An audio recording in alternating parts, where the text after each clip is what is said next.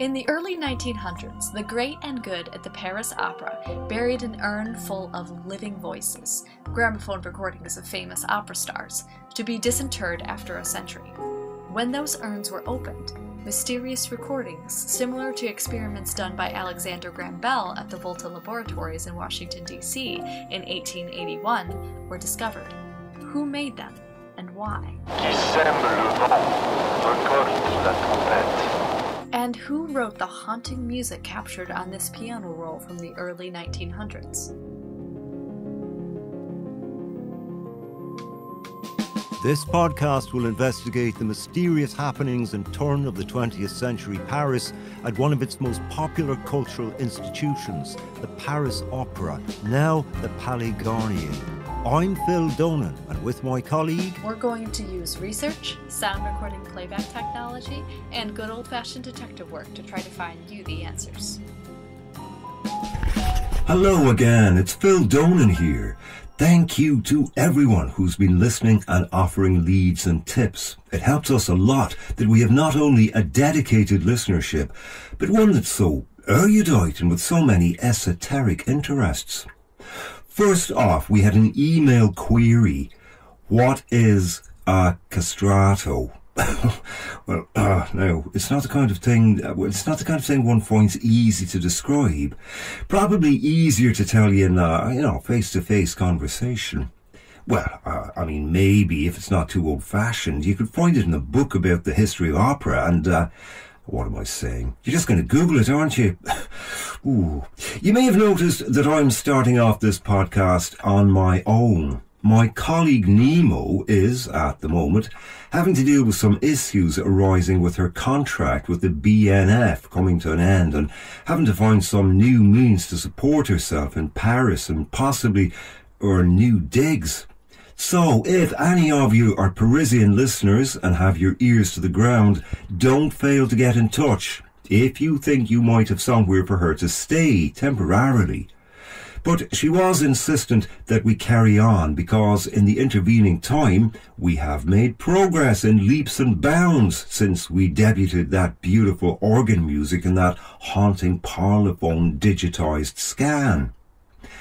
So far, we'd been focusing our efforts on identifying Eric, that's Eric with a K, who we believe to be the person whose voice has been recorded in the parlophone and who may be the composer behind the opera Don Juan Triumphant and is, we think, the voice captured on the experimental Volta Laboratory-esque recordings that we found in the urns underneath the Paris Opera.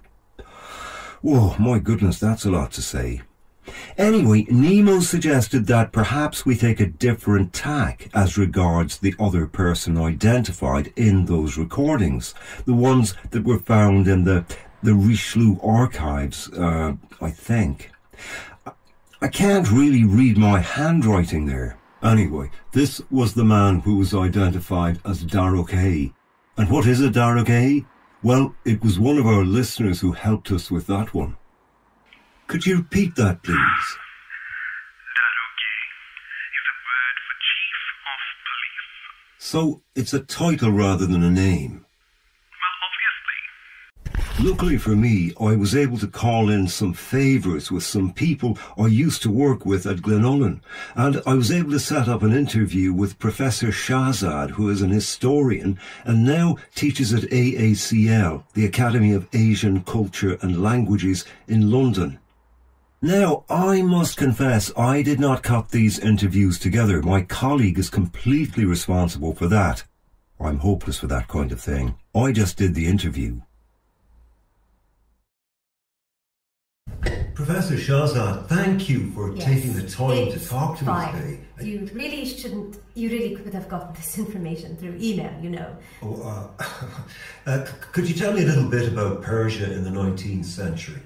Yes, all right. Persian society, for much of its history, has been what Homa Katuzian has called a short-term society. Power was arbitrary, and the king or shah's grasp on it was fleeting. Over several centuries, there were many cycles of upheaval and things were very unstable in the 18th century. And coming into the 19th century, there was a great deal more contact with European culture, mainly through the British and the Russians. Who were playing the Great Game, as it called. Yes, that's right. The Great Game, yes. It was not a very pleasant game for the Persians themselves from the Golestan Treaty onwards. The best they could hope to do was to play Britain and Russia off each other. The days of the Persian Empire were over. If you mean the Achaemenids, yes. The Shah who died in 1834, Fath Ali Shah. He had a splendid court, and even Europeans remarked upon it. A decade later, in 1848, Nasser al-Din Shah took the throne, and he managed to rule through most of the 19th century. Now Professor Shahzad is showing me an engraving of Shah Nasser al-Din meeting Queen Victoria. And did he begin a process of, well, sort of modernization? Nasser al-Din was reform-minded to an extent. His chief minister, Mir Kabir, ruled Iran in the Shah's name for about 4 years. And this man had some remarkable ideas, like opening the Dar al-Funun, which was modeled on the French École Polytechnique. But he died due to court intrigue. Amir Kabir, did he instigate the introduction of the telegraph to Persia? It certainly would have been consistent with his ideas. It was Abdul Wahab Haneh Shirazi, the Persian deputy manager of foreign affairs, who oversaw the laying of telegraph lines in the late 1850s from the center of Tehran to the outskirts of the city. And Tehran was the capital? Yes, it had been moved there in the 18th century. I see. Was there much movement from east to west? Was there any exchange of ideas? Malcolm Khan spent 10 years as a student in Paris and was the driving force for reform in the second half of the 19th century. He convinced Nasser al-Din to go on his first of 3 European tours. Which is where that engraving of meeting Queen Victoria comes from. Would you, therefore, expect to see a Persian chief of police in Paris in the 1870s? Because you had mentioned it previously, I looked through accounts of Persians in Europe, mainly ambassadors. I told you this already. I remembered the Daroge of Mazandaran being mentioned in a telegram from the end of the 19th century, and that he had died outside of Persia, and he had a connection to Paris. I also have this obituary. Can you tell us a bit more about Mazandaran? Is it very near to Tehran, for example? Tehran is about 100 miles away, 160 kilometers from Mazandaran. It's near the coast. Yes, of the Caspian Sea. I don't really see how this could is you relevant please, to just if you have the time, tell us a little bit more. Yes, all right. So, if you look at the map of modern Iran, here's Tehran, here are the Elburz mountain range. And that's Afghanistan, is it? Yes. So this part, this southern coast, in the Qajar period, this part of Iran consisted of 3 provinces: Astarabad, Gilan, and Mazandaran. So while this area was historically agriculturally based, the administrative capital, Sari, had a more aristocratic feel to it. Why was that? Surely it's a bit isolated. Sari was where the governor-general of the province lived. There were important routes running north to south through Mazandaran as well. And from the 1850s, with the improvement of the roads and the laying of telegraph lines, like I said previously. Okay, so Professor Shahzad is now showing me a scan from the London Times. 12 September 1868. A mystery explained. This is an obituary of a sort about Ismail Khan, who was a Persian who was very fond of opera. A Persian gentleman of mysterious habits who was well known for his constant attendance at the opera and other places of amusement in Paris has paid the debt of nature. Well, it's fascinating, but it doesn't really explain the kind of things that we're trying. I'm afraid I'm a historian, not a detective. Oh. Well, thank you, Professor. We've taken up enough of your time as it is. Quite. That was all clearly in the realm of facts. The next call that we got... No, you don't understand. I must speak to the historian. Could you please tell me what this is about, Mr. Mr. Simeon Entwistle. I sent you an email. I'm sorry, Mr. Entwistle. I've been a little busy. I need the phone number of the Irish chap. Phil Donan? What for? Look, there's no need to be so standoffish. I'm a film historian. My specialism is silent era film. Okay. You don't seem to be aware of a film from 1916 that can help you identify some of the voices that you've captured in your phonographic recordings.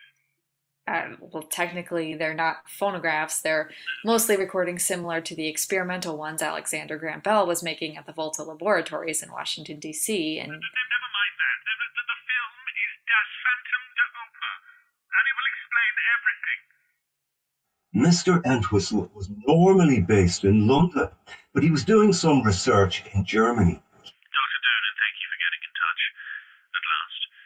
Now, I hate to sound cross, but you're doing yourself a disservice and your listeners as well. What do you mean by that? You've ignored a crucial piece of evidence. Oh, I'm sorry, Mr. Entwistle. I don't understand. Please, call me Simeon. All right, Simeon, but what can a silent film possibly have to do? You've been trying to find out who the Daroge is. Well, a Daroge is a Persian chief of police. We've literally just been given that information from a listener. I think I know who this particular Daroge on the recording is. Well, who is he and how do you know? Have you heard of a French journalist called Gaston Leroux? Well, I think so. Was he also a playwright? Yes, and he also wrote Locked Door Mysteries, Le Mystère de la Chambre Jaune. Ah, yes, all right. He did an interview in 1909 with the Persian that became the basis for this 1916 film, Das Phantom der Oper. I'm sorry, the Persian. He wouldn't identify the man by name, and in surviving documentation he's referred to as the Daroge of Mazandaran. But not Ismail Khan. Who's Ismail Khan? Sorry, let me try that again. A Parisian Persian who loved opera, apparently, and died in 1868. No, this couldn't be him. He had to still be alive in 1909 to be interviewed. Anyway, like I said, the Daroge of Mazandaran wouldn't identify himself by name to Leroux, or Leroux, for some reason, wouldn't identify him. And you said this interview was the basis for a film. Yes, do keep up. Is this film from 1916 a documentary? Or like a fiction film, a drama? No one can really tell. What do you mean by that? The film is gone. It has disappeared. Now, in case you couldn't tell, I didn't make that dramatic edit. I did. Yes, she did. I told you that I'm hopeless with technology. I'm back. Yes, she's back. Hello, listeners to the Shattered Podcast. I've missed you. Have you missed me? Thank God she's back. I'm a dreadful host. No, not at all. I'm a dreadful detective too. Oh, you're way too hard on yourself, Phil. Well, the good news is that you're back and you've got all your, well, have you got all your sort of worldly things taken care of? Yes, I was really fortunate that someone I used to know in Paris was able to help me out financially and in terms of a place to live for a while. A place to live as well. You didn't say anything about that before. Is this important? It's as if it's your ex-boyfriend. This isn't really relevant. So, It's none of your business. Simeon Entwistle, the 1916 film. So, Simeon Entwistle didn't really have a lot more time to talk to Phil about this evidence we had ignored.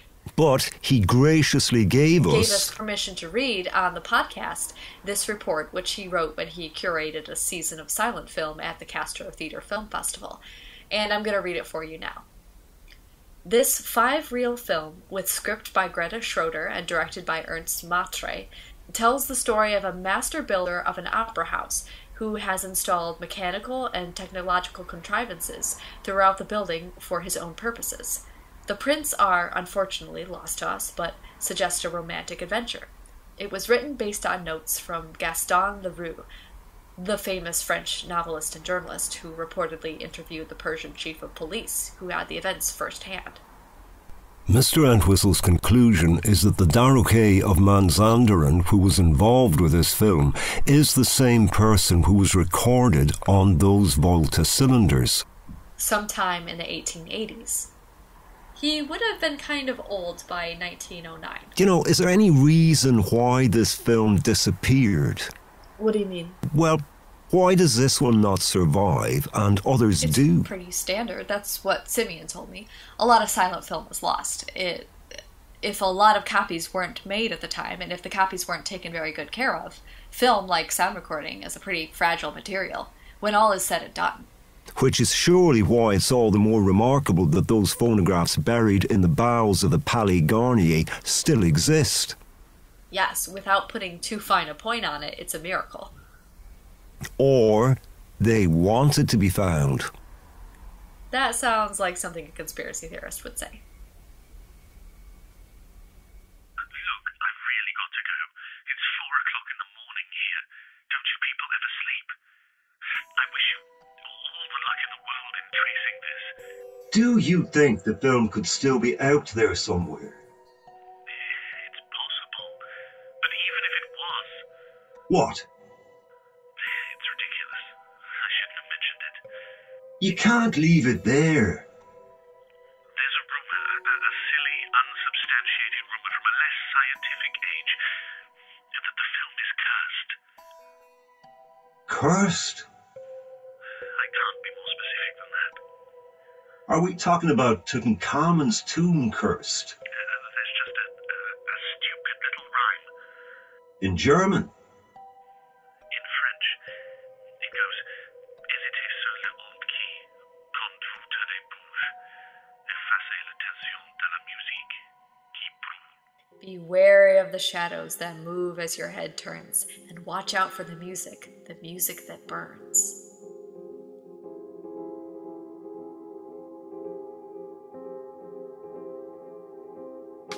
The Shattered podcast is hosted by Nemo and Dr. Phil Donan, with theme music by Katie Seaton.